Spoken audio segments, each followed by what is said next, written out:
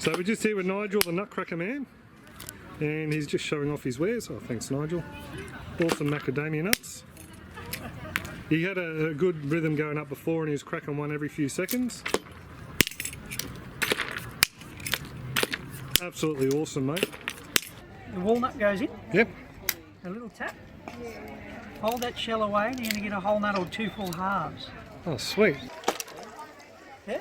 Yep. Hold this in your hand, give it a tap. Look at that. All too easy, a whole nut. Thank you very much, mate. If I could have another half dozen, that's dinner. Yeah. I've had a number of people ask about using smaller nuts in the Queensland Nut Buster. The reason being is some of the macadamia nuts haven't quite grown to size this year for some people, and they're having problems with them staying in the sleeve. On the downward strike, they fall out. Not all the time, but they can do.